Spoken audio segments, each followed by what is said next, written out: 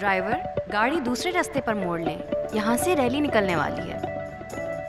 गाड़ी में हूँ पर खबरों से दूर नहीं, क्योंकि जानते रहना लाजमी है। तो अभी अपना फोन उठाइए और समा SMS न्यूज अलर्ट्स हासिल करने के लिए SA टाइप कीजिए और भेज दीजिए 8125 पर। समा SMS न्यूज अलर्ट्स, जानते रहना लाजमी है।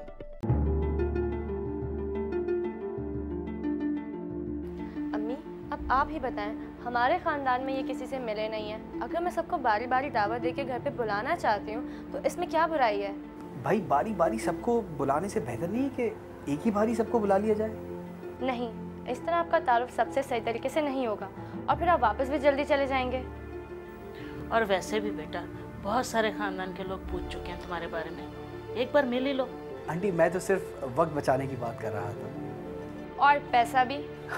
पैसे की इसमें कहाँ से बात आ गई? एक एक करके सबसे मिलोगी, खुद भी थकोगी और मुझे भी हल्कान करोगी। इसलिए मैंने सबको आपके घर नहीं, अम्मी के घर बुलवाया। अब आंटी को इसमें परेशान करने की क्या ज़रूरत है? अरे नहीं बेटा, इसमें परेशानी कैसी? इसी बहाने मेरे घर में रौनक ही लगी रहेगी। वैसे भी हुमैरा के जाने के बाद तो मैं अकेली रह गई हूँ। चले ठीक है, फिर ये तय हुआ, आप कल ही से सबको बुला लें।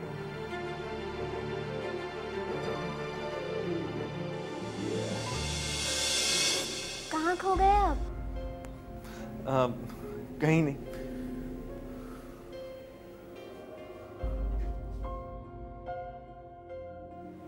फुप्पो के यहाँ दावत का सुन के परेशान हो गए हैं क्या? नहीं, ऐसी तो कोई बात नहीं, बस मैं ये सोच रहा था कि उनके घर जाऊं या ना जाऊं। जाने में कोई हर्ज है क्या? नहीं, हर्ज तो कोई नहीं है, मगर अगर कोई हर्ज नहीं तो फिर अगर मगर छोड़े?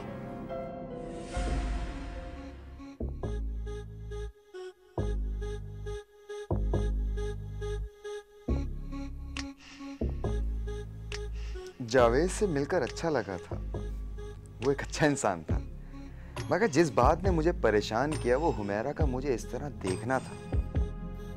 मुझे लगा जैसे वो मुझसे कुछ कहना चाहती है, मगर जावेद और नाजो की मौजूदगी में कोई रिस्क नहीं लेना चाहती थी। मैंने देखा था कि हुमैरा की बेचैन आंखें मुझे अपनी तरफ बुला रही हैं। जावेद ने मुझसे मेरा नंबर लिया ताकि राब्ता रहे। मैं दावत से आकर कुछ अजीब सा हो गया था, खोया खोया सा था। मुझे बार बार हुमैरा की आंखें याद आ रही थी।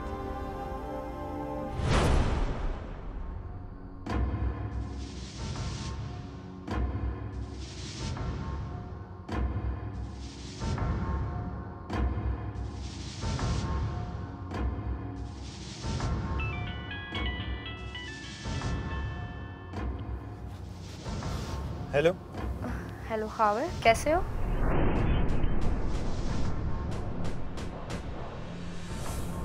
क्या मैं इतनी बुरी हूँ कि तुम मुझसे बात भी नहीं करोगे?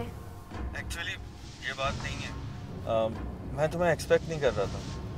क्या तुमने मुझे अपने दिलो दिमाग और ज़िंदगी से बिल्कुल निकाल दिया है? ये हुमैरा, ये तुम कैसी बातें कर रही हो? सच कभी कभी कहने से ज़्यादा सुनना मुश्किल हो जाता है। देखो हुमैरा, मेरे दिल में तुम्हारे लिए अब भी इज्जत है। सिर्फ इज्जत? हुमैरा, देखो तुम भी शादीशुदा हो और मैं भी। शादी? तुम भी कितनी अजीब बात करते हो।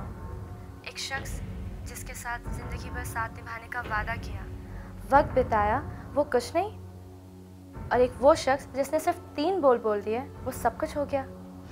हुमैरा, समझने की कोशिश करो, मैं वो खावर नहीं हूँ। लेकिन मैं वही हुमैरा हूँ और मुझे यकीन है कि मैं तुम्हारे अंदर से अपने खावर को निकाल लूँगी। हुमैरा, मैंने बड़ी मुश्किलों से तुम्हारी यादों से छुटकारा पाया। तुम्हारा ये कमज़ोर लहजा इस बात की दलील देता है कि तुम मुझसे सिर्फ इसलिए नहीं मिलना चाहते क्योंकि तुम अब भी मुझसे मोहब्बत करते हो। आखिर वही हुआ जिसका धड़का मुझे लगा हुआ था। हुमैरा को देख के मैं वाकई फिर से 5 साल पीछे चला गया था, क्योंकि मुझे ये एहसास था कि हुमैरा भी शादीशुदा है और मैं भी नाजो का शौहर हूँ, अलावा सजल का बाप भी हूँ। मगर मेरे अंदर से बहते हुए जज्बात सब कुछ बहा कर ले गए थे और फिर से मेरी और हुमैरा की मुलाकातों का सिलसिला शुरू हो गया था।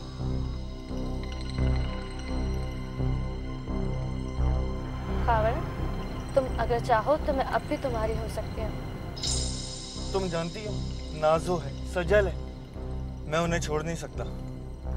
तो मैंने कब कहा कि तुम इन्हें छोड़ो? और जावेद? वो तुम मुझ पर छोड़ दो। खबरदार कोई ऐसी वैसी हरकत मत करना। ठीक है, फिर तुम अपनी जिम्मेदारी निभाओ और मैं अपनी।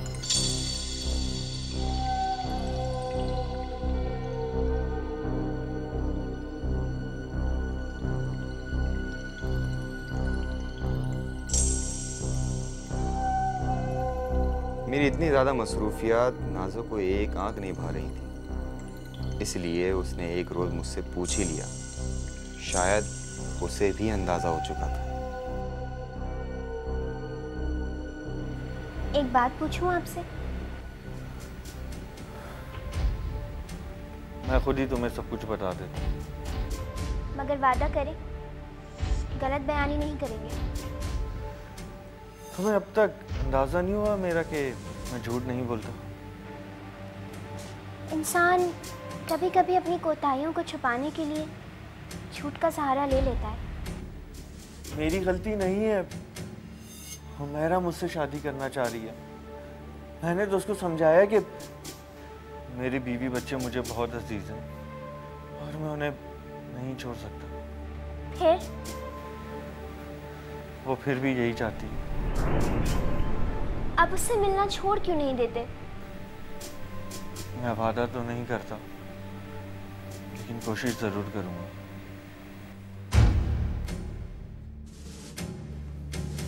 मेरे अंदर अजीब सी कशमकश चल रही थी। मुझे ऐसा लगने लगा था जैसे मेरे अंदर दबी हुई चिंगारी ने फिर से आग पकड़ ली हो। आने वाले दिन मैंने हुमैरा से कोई राब्ता ना किया, और फिर एक दिन जब घर पहुंचा तो नाजो ने बताया। मैं कब से आपको कॉल कर रही थी, आपने फोन तक रिसीव नहीं किया। अरे वो मोबाइल की बैटरी ऑफ हो गई थी। आपको पता है आज अम्मी आई थी। अच्छा, कब आई थी और तबीयत कैसी है आंटी की? काफी अरसा हो गया उनसे मुलाकात नहीं। इसीलिए वो आज खुद ही आ गई थी। उन्होंने मुझे बताया कि हुमैरा को तलाक हो गई है। क्या? मैं भी इतनी परेशान हुई थी जब मुझे पता चला था। तो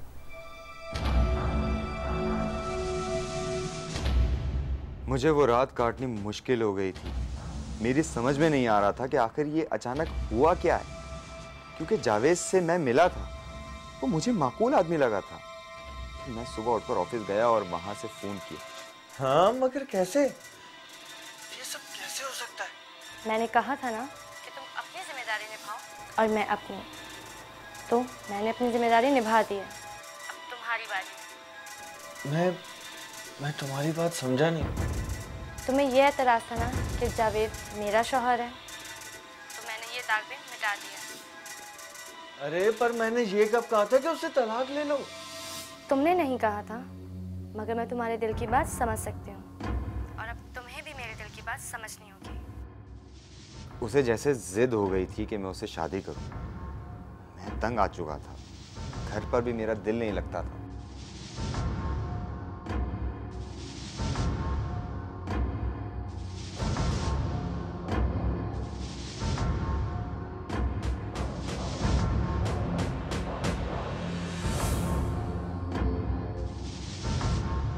नाजो मेरे अंदर ये तब्दीली देख रही थी।